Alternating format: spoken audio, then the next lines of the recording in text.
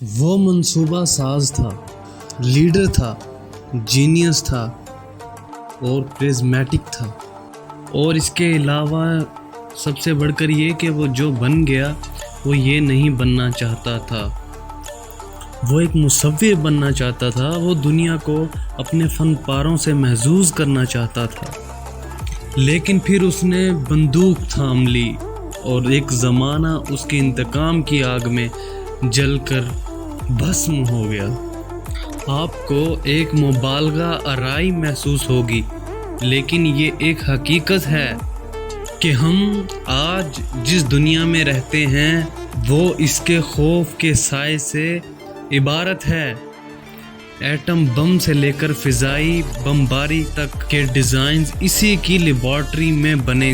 Hitler کون تھا اور آج کی دنیا اس کے خوف سے عبارت کیوں ہے؟ میں ہوں راؤ محمد نوید اور میں آپ کو بتاؤں گا ہٹلر کون تھا، اس کے پیچھے کیا ہسٹری ہے۔ ہماری ایسی ہی اچھی مزید ویڈیوز کو دیکھنے کے لیے آپ ہمارے چینل کو لائک کریں پلیز اور شیئر کریں ویڈیوز کو، تاکہ اور بھی لوگ اس سے استفادہ حاصل کر سکیں۔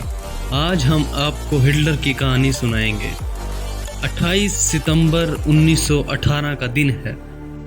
پہلی جنگ عظیم ختم ہو رہی ہے۔ پیرس سے 188 کلومیٹر دور ایک قصبہ ہے مارکوینگ۔ یہاں ایک برطانوی سپاہی کے نشانے پر ایک نوجوان جرمن سپاہی ہے، اور جسے وہ چھوڑ بھی سکتا ہے اور مار بھی سکتا ہے۔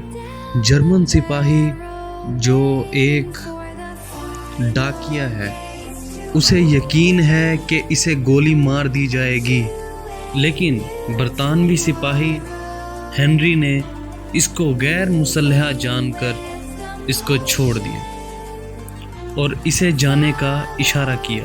بظاہر یہ عظیم جنگ اول کا چند واقعات میں سے ایک واقعہ ہے، لیکن ہنری نہیں جانتا وہ تاریخ رقم کر چکا ہے، کیونکہ جس شخص کو اس نے چھوڑا ہے وہ ایڈولف ہٹلر ہے، وہی ہٹلر جس کی چھیڑی دوسری جنگ عظیم میں 5 کروڑ سے زائد انسان لقمہ اجل بن گئے۔ پہلی جنگ عظیم کا یہ واقعہ ہٹلر نے خود اس وقت سنایا تھا جب ایک اخبار میں اس نے برطانوی سپاہی دی ہنری کی تصویر دیکھی۔ یہ تو تھی ہنری کی تصویر اور یہ ہے ہٹلر کی تصویر۔ یہ بڑی بڑی مونچھوں والا ہٹلر پہلی جنگ عظیم میں فرانس اور بیلجیم کے محاذ پر ایک ڈاکیے کا کام کیا کرتا تھا۔ جب برطانوی فوج نے جرمنی کے خلاف زہریلی گیس استعمال کی تو اس سے بچنے کے لیے سب نے ماسک لگا لیے، لیکن ہٹلر کے لیے یہ مسئلہ کھڑا ہو گیا کہ اس کی مونچھیں ماسک سے باہر رہ جاتی تھیں۔ چنانچہ ہٹلر نے ماسک کے سائز کے مطابق اپنی مونچھیں کٹوا لیں، اور یوں ہٹلر کا وہ چہرہ سامنے آیا جس سے وہ آج بھی پہچانا جاتا ہے۔ پہلی جنگ عظیم کے ایک ایسے ہی کیمیائی حملے میں ہٹلر کی آنکھیں ضائع ہوئیں اور وہ اندھا ہو گیا، لیکن علاج کے بعد ہٹلر کی آنکھوں کی روشنی لوٹ آئی۔ لیکن اب آنکھوں کی روشنی تو لوٹ آئی، لیکن ان آنکھوں میں برطانیہ سے بدلہ لینے کی آگ جھلس رہی تھی۔ ہٹلر کی پیدائش اور پرورش جرمنی کے ہمسایہ ملک آسٹریا میں ہوئی تھی، لیکن جنگ کے بعد سے وہ پکا جرمن بن چکا تھا۔ وہ بچپن میں مصور بننا چاہتا تھا، لیکن اب اس نے وہ خیال چھوڑ دیا اور طے کیا وہ شکست کا بدلہ لے کر رہے گا، خواہ اس سے پوری دنیا سے ٹکرانا پڑ جائے۔ ہٹلر نے اپنی سیاست کی ابتدا ایک چھوٹی سی غیر معمولی پارٹی سے کی۔ اس پارٹی کا نام تھا جرمن ورکرز پارٹی۔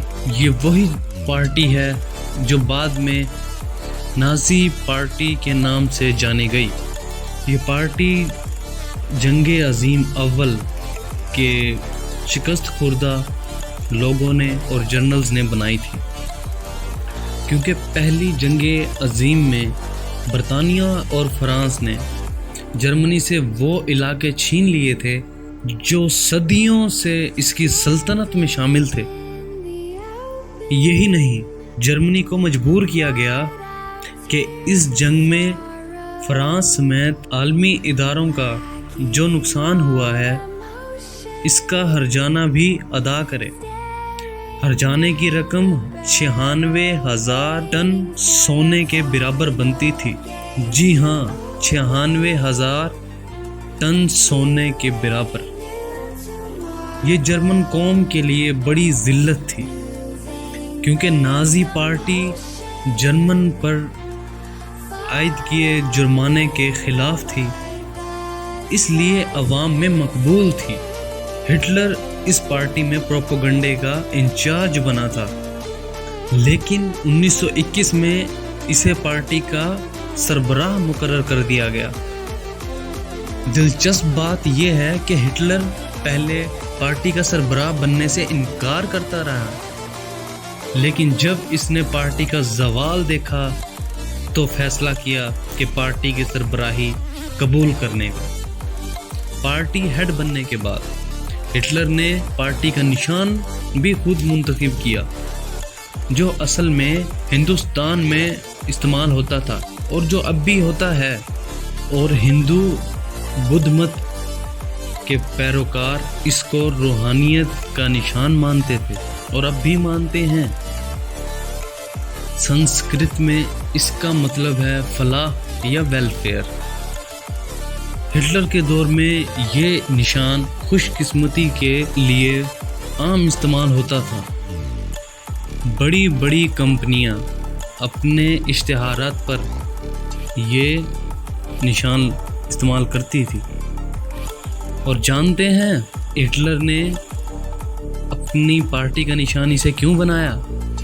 اس کی بہت دلچسپ وجہ ہے۔ اصل میں جرمن سمجھتے تھے کہ ہندوستان اور جرمن ایک ہی قومیں ہیں، آریائی نسل سے تعلق رکھتی ہیں۔ ہٹلر سواستیکا کو آرین نسل کا نشان سمجھتا تھا۔ ہٹلر نے اسے نازی پارٹی کا نشان بنا لیا، اور یہ المیہ ہی ہے جو نشان فلاحیت اور انسانیت کا نشان مانا جاتا تھا۔ اسے ہٹلر نے تباہی اور بربادی کا نشان بنا دیا۔ نازی پارٹی مقامی سطح کی پارٹی تھی، لیکن جب پہلی جنگ عظیم کا ہیرو ایرک لوڈنڈورف بھی اس پارٹی میں شامل ہو گیا تو پارٹی میں گویا جان پڑ گئی۔ لوڈنڈورف جرمن فوجوں کا ٹاپ کمانڈر تھا، اور اس نے پہلی جنگ عظیم میں روسی فوجوں کو دھول چٹائی تھی، مگر جب برطانوی فوج میدان میں آئی لوڈنڈورف ہار گیا۔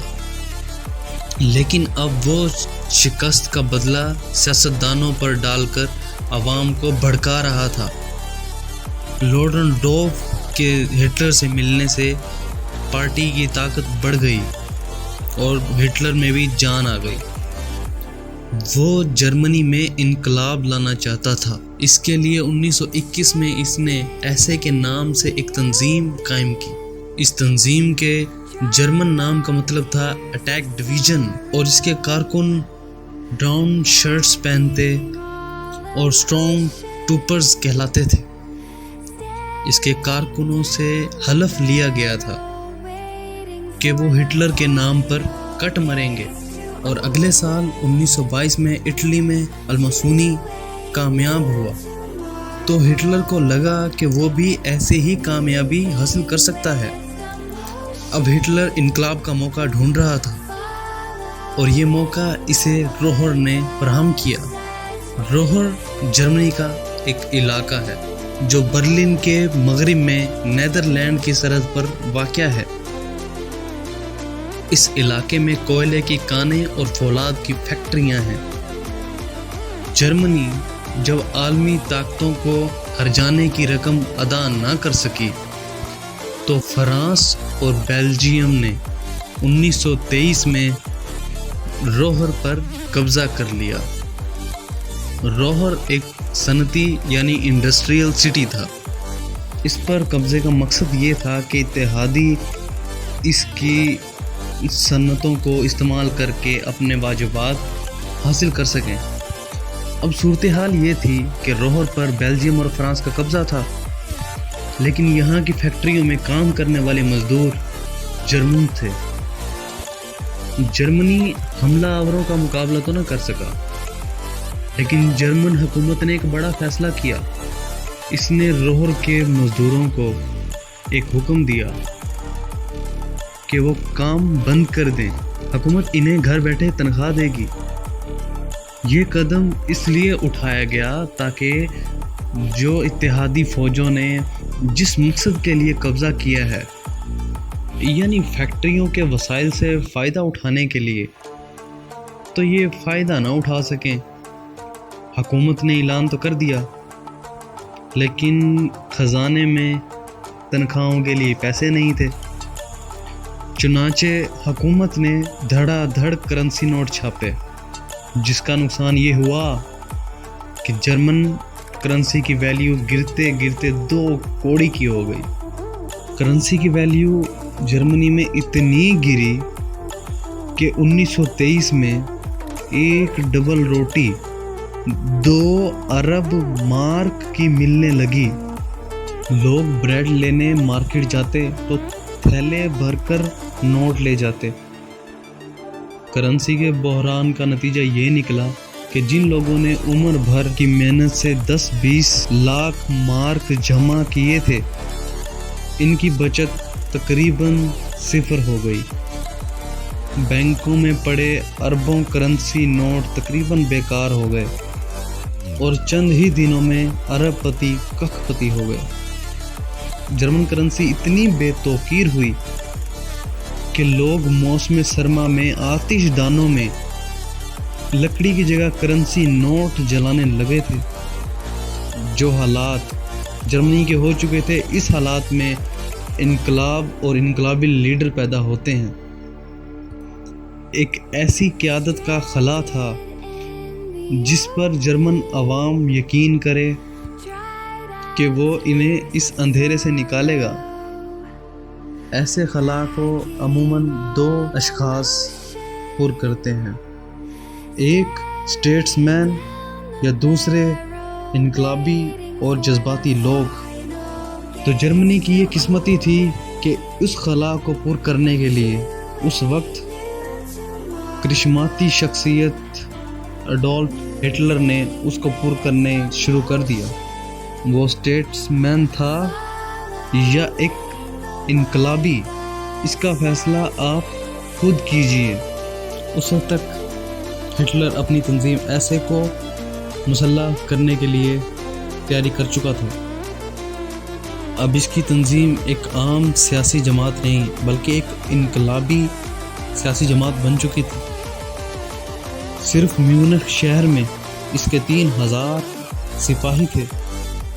ہٹلر نے موسولینی سے متاثر ہو کر باقاعدہ انقلاب کا فیصلہ کیا، اور اس کے لیے اس نے میونخ کے بیئر ہال کا انتخاب کیا۔ موسولینی کا بھی ہم آپ کو نیکسٹ ویڈیو میں بتائیں گے۔ 8 نومبر 1923 ہٹلر پستول لہراتا ہوا بیئر ہال میں داخل ہوا اور شہر پر نازی حکومت کے قیام کا اعلان کر دیا۔ اعلان کے اگلے روز وہ اپنے ہزاروں مسلح افواج کے ساتھ شہر کے مرکز پر قبضہ کرنے کے لیے آگے بڑھا۔ ہٹلر کو توقع تھی کہ اسے بھی موسولینی کی طرح ایسے ہی حکمرانی مل جائے گی، لیکن یہ ہٹلر کی خام خیالی ثابت ہوئی۔ مرکز میں جمع ہوتے نازیوں پر جرمن پولیس نے فائر کھول دیا۔ جواب میں نازی کارکنوں نے بھی فائرنگ شروع کر دی۔ کچھ دیر ہی یہ سلسلہ جاری رہا، لیکن اس میں 14 نازی اور 4 پولیس والے جاں بحق ہوئے، لیکن میدان پولیس کے نام رہا۔ یوں ہٹلر کی پہلی کوشش ناکام ہوئی۔ ہٹلر کے زیادہ تر ساتھی پکڑے گئے۔ ہٹلر فرار ہونے میں کامیاب ہو گیا۔ لیکن 2 ہی روز بعد اسے جرمن پولیس نے ڈھونڈ لیا اور پکڑ لیا اور اس کو جیل میں ڈال دیا۔ اور پہلی جنگ عظیم کا جرمن ہیرو اس مرتبہ ہٹلر کے ساتھ تھا۔ جرمن جنرل لوڈنڈورف وہ بھی حکومت کے تحویل میں تھا، اسی لیے دونوں پر غداری کا مقدمہ چلا۔ لوڈنڈورف بہت اثر و رسوخ والا شخص تھا، اس لیے وہ اپنے سیاسی تعلقات کی وجہ سے بچ نکلا۔ ہٹلر کو 5 سال کی سزا ہوئی، لیکن اچھے چال چلن اور نازی پارٹی کے دباؤ پر اسے 9 ماہ بعد ہی رہا کر دیا گیا اور جیل میں ہٹلر نے اپنی کتاب مائن کیمپ لکھی۔ اس کا مطلب ہے میری جدوجہد۔ یہ کتاب ہٹلر کے مستقبل کے عزائم کی ایک جھلک پیش کرتی تھی۔ کتاب میں ہٹلر نے جرمن نسل کو ایک اعلیٰ نسل قرار دیا تھا اور اس بات پر زور دیا تھا کہ باقی دنیا کے انسان جرمن قوم سے نچلے درجے کے ہیں اور دنیا کے مسائل تبھی حل ہو سکتے ہیں جب عالمی حکومت جرمنوں کے ہاتھ میں ہو۔ اور اسی کتاب میں اس نے یہودیوں کو جرمنی کے زوال کی وجہ قرار دیا تھا۔ اس کی قید کے دوران جرمنی کے حالات بہتر نہیں ہوئے تھے، بلکہ خراب سے خراب تر ہی ہوتے جا رہے تھے، اور ہٹلر نے کیونکہ نظام کے خلاف بغاوت کی تھی، اس لیے وہ قید کے دوران پورے ملک میں مشہور ہو چکا تھا۔ اور اس ناکامی کے بعد اس نے یہ سبق سیکھ لیا تھا کہ جرمنی میں انقلاب بلٹ سے نہیں بیلٹ سے آئے گا، اور یہ آسان بھی ہے۔ چنانچہ اس نے جیل سے نکلتے ہی اس نے پارٹی کو الیکشن کے لیے تیار کرنا شروع کر دیا۔ اس دوران ہٹلر کا وہ مسئلہ بھی حل ہو چکا تھا جس میں یہ بغاوت کی وجہ سے اریسٹ ہوا تھا، یعنی فرانس اور بیلجیم نے روح خالی کر دیا تھا، اور اس کی وجہ تھی امریکہ۔ جی ہاں، امریکہ نے جرمنی کو ہرجانہ دینے اور صنعت چلانے کے لیے بھاری قرض دے دیا تھا۔ امریکی گارنٹی ملنے کے بعد فرانس اور بیلجیم خود ہی پیچھے ہٹ گئے، تو ان حالات میں ہٹلر انتخابی میدان میں اترا تو اسے پارٹی پروپیگنڈا چلانے کے لیے قابل شخص کی ضرورت پیش آئی، اور وہ قابل شخص تھا گوئبلز کے پاؤں پولیو کی وجہ سے بچپن سے ہی ٹیڑھے تھے اور وہ لنگڑا کر چلتا تھا، لیکن پروپیگنڈے کا ماسٹر تھا۔ یہ وہی انسان ہے جو کہتا تھا جھوٹ اتنا بولو اور مسلسل بولو کہ وہی سچ لگنے لگے۔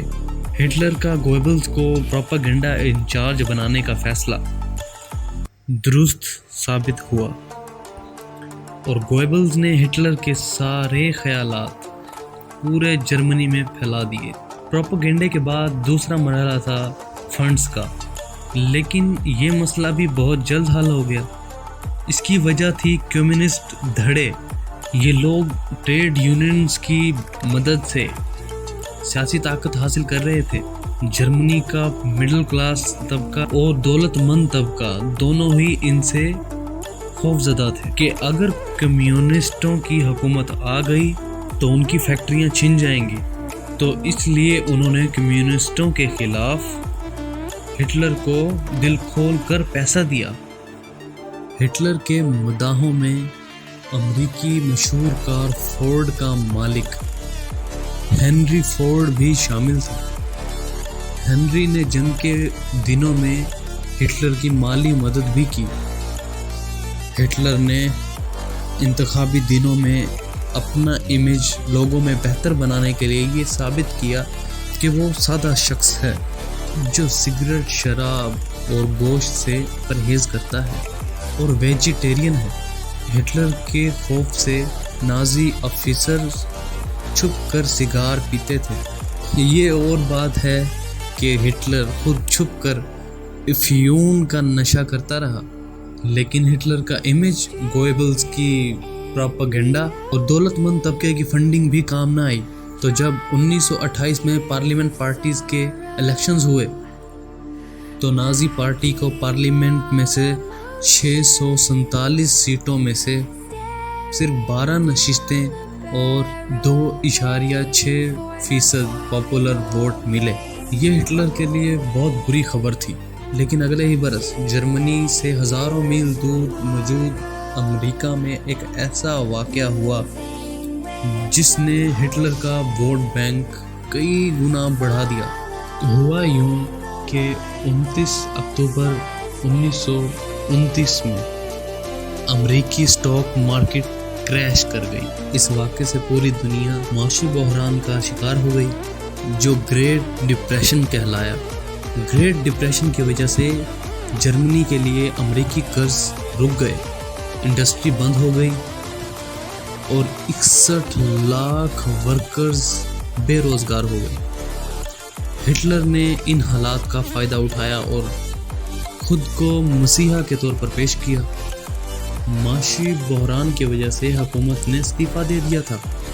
1930 میں پھر الیکشن ہوئے تو ہٹلر کو 18% ووٹ حاصل ہوئے، لیکن وہ حکومت بنانے کی پوزیشن میں اب بھی نہیں تھا۔ اس دوران ہٹلر کو ایک جذباتی دھچکا بھی لگا جب اس کی محبوبہ گیلی نے خودکشی کر لی۔ گیلی اس کی سوتیلی بہن کی بیٹی تھی۔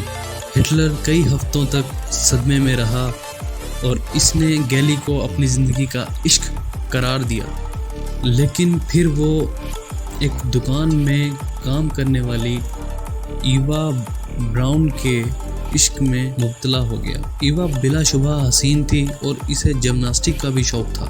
وہ گھومنے پھرنے اور پارٹیاں کرنے والی لڑکی تھی، لیکن اسے سیاست سے کوئی دلچسپی نہیں تھی۔ ہٹلر چاہتا تو اس سے فوری شادی کر سکتا تھا۔ اس نے ایوا سے شادی بھی نہیں کی اور برسوں تک لوگوں سے چھپا کر بھی رکھا اپنے عشق کو، کیونکہ ہٹلر سے متعلق یہی مشہور کیا گیا تھا کہ اس کا عشق جرمنی ہے اور وہ جرمنی سے شادی کر چکا ہے۔ اس لیے جرمن قوم کو برسوں تک پتہ ہی نہ چل سکا کہ ہٹلر کی زندگی میں کوئی عورت موجود ہے یا نہیں۔ کسی عورت کی موجودگی کا کسی جرمن کو پتہ ہی نہ چل سکا، ایسا پروپیگنڈا چلایا گیا۔ صرف ہٹلر کے انتہائی قریب لوگوں کو ہی ایوا سے ملاقات کی اجازت تھی۔ ہٹلر کی جذباتی زندگی کی طرح اس کی سیاسی زندگی میں بھی ایک عارضی سی رکاوٹ آئی اور اس رکاوٹ کا نام تھا وولف ہینڈبرگ۔ جرمنی کا 85 سالہ بوڑھا صدر پہلی جنگ عظیم میں جرمنی فوج کا سربراہ رہ چکا تھا اور عوام میں اسے دیوتا جیسا سمان حاصل تھا۔ یہ بوڑھا صدر ہٹلر کو خطرناک سمجھتا تھا اور کسی بھی صورت اس کو چانسلر یعنی وزیر اعظم بنانے کے حق میں نہیں تھا۔ 1932 میں صدارتی الیکشنز ہوئے تو ہٹلر اس کے مقابلے میں کھڑا ہو گیا۔ اپریل میں الیکشنز ہوئے، ہٹلر کو 36% پاپولر ووٹ تو ملے، لیکن الیکشن جیتا ہینڈنبرگ۔ ادھر معاشی بحران کی وجہ سے دوسرا چانسلر بھی مستعفی ہو گیا۔ جولائی 1932 میں پھر پارلیمنٹ کے الیکشنز ہوئے تو نازیوں نے 230 سیٹیں جیت لی، لیکن بوڑھے صدر نے ہٹلر کو پھر بھی چانسلر نہیں بنایا، لیکن جسے بنایا وہ بھی ناکام رہا اور نومبر میں پھر الیکشنز کروانا پڑا۔ اس وقت نازیوں کی سیٹیں کم ہو کر 196 رہ گئی، لیکن پارلیمنٹ میں اب بھی ان کی اکثریت تھی۔ لیکن بوڑھا صدر ڈٹا ہوا تھا اور اب بھی ہٹلر کو چانسلر بنانے کے لیے تیار نہیں تھا۔ جو نیا چانسلر بنا جرمنی کا، اس کا نام تھا فرانس والٹر پیپن، لیکن وہ بھی حالات بہتر نہ کر سکا۔ بگڑتے حالات دیکھ کر پیپن کی ہمت بھی جواب دینے لگی۔ پیپن سوچنے لگا کہ اب ہٹلر کو چانسلر بنا دینا چاہیے۔ اس نے صدر کو قائل کرنے کے لیے لابنگ شروع کر دی۔ صدر کو یہ ڈر تھا کہ اگر ہٹلر چانسلر بن گیا تو اس کو ڈکٹیٹر بننے سے کون روکے گا۔ آخر بحث مباحثے کے بعد یہ طے پایا کہ ہٹلر جرمنی کا چانسلر اور پیپن وائس چانسلر ہوگا، تاکہ ہٹلر کو ڈکٹیٹر بننے سے روکا جا سکے۔ اس فارمولے کے تحت ہٹلر کو جرمنی کا چانسلر بنا دیا گیا اور پیپن کو وائس چانسلر۔ لیکن ہٹلر کے چانسلر بننے سے صرف 1 ماہ پہلے ایک 52 سالہ یہودی حالات کو بھانپ کر چپکے سے ملک سے نکل گیا۔ یہ وہی شخص تھا جس کو بعد میں اسرائیل کا صدر بننے کی بھی پیشکش کی گئی، لیکن اس نے اسے شکریہ کے ساتھ ٹھکرا دیا۔ یہ 20ویں صدی کا سب سے بڑا سائنسدان تھا اور اس کا نام تھا البرٹ آئنسٹائن۔ ہٹلر نے چانسلر بننے کے 4 ہفتوں کے بعد پھر پارلیمنٹ کے الیکشنز کا اعلان کر دیا، کیونکہ وہ اپنی نشستیں بڑھانا چاہتا تھا۔ الیکشنز کی تیاریاں جاری تھی کہ 27 فروری کو جرمن پارلیمنٹ کی عمارت کو آگ لگا دی گئی۔ آگ لگانے والا ایک کمیونسٹ تھا۔ ہٹلر نے اس واقعے کا فائدہ اٹھایا اور کمیونسٹوں کے خلاف پروپیگنڈا کر کے مزید ووٹروں کو ساتھ ملا لیا۔ 5 مارچ کو الیکشنز ہوئے تو نازیوں نے 647 میں سے 288 سیٹیں حاصل کی۔ 23 مارچ 1933 کو ہٹلر نے جرمن پارلیمنٹ سے ایک ڈکٹیٹر جتنے اختیارات حاصل کر لیے۔ ہٹلر کو اختیارات ملتے ہی ہٹلر نے دیگر دوسری جماعتوں پر پابندی عائد کر دی، ٹریڈ یونینز ختم کر دی، مخالف اخبارات بند کرا دیے اور نازی نظریے سے مطابقت نہ رکھنے والی کتابیں جلا دی۔ لیکن ہٹلر کے عزائم کی راہ میں ابھی ایک رکاوٹ باقی تھی۔ ایک شخص تھا روہم ارنسٹ، ہٹلر کی تنظیم ایسے کا کمانڈر، جس کا کام تھا ہٹلر کے مخالفین کے جلسوں پر حملے کرانا۔ یہ ہٹلر کا ساتھی تھا، لیکن ہٹلر کو اب اس سے زیادہ ضرورت جرمن فوج کی تھی، اور جرمن فوج اس شخص سے بہت زیادہ بدظن تھی، کیونکہ جرمن جرنیلز کو لگتا تھا کہ روہم SA کی مدد سے ملک پر قبضہ کرنا چاہتا ہے، اس لیے وہ روہمز کو ہر صورت راستے سے ہٹانا چاہتے تھے۔ ہٹلر نے جرنیلوں کو ساتھ ملانے کے لیے روہمز کو راستے سے ہٹانے کا منصوبہ بنا لیا۔ 30 جون 1934 کی رات ہٹلر کے ذاتی گارڈز جو SS کہلاتے تھے اور بلیک شرٹس پہنتے تھے، انہوں نے روہم ارنسٹ سمیت 400 لوگوں کو قتل کر دیا۔ یہ قتل ہونے والے تمام شخص وہ تھے جنہیں ہٹلر ناپسند کرتا تھا یا فوج ان سے ناخوش تھی۔ اس رات کو نائٹ آف دی لانگ نائفز یعنی لمبے چاقوں کی رات کہا جاتا ہے۔ اس قتل عام سے فوج اور ہٹلر کے تعلقات ٹھیک ہو گئے۔ واقعے کے 3 دن بعد ہٹلر نے وائس چانسلر پیپن کو بھی گھر بھیج دیا۔ یوں سب سمجھ گئے کہ ہٹلر کو سیاسی طور پر کنٹرول کرنا مشکل ہی نہیں، ناممکن بھی ہو گیا ہے۔ روہم کو راستے سے ہٹانے کے بعد بھی ہٹلر نے ایسے کو ختم نہیں کیا، بلکہ اسے نئے کمانڈوز کے ذریعے چلاتا رہا۔ ایسے کی خفیہ پولیس جو کہ اسٹاپو کہلاتی تھی، وہ ہٹلر کے مخالفین کو کچلنے کے لیے سب سے خطرناک تھی۔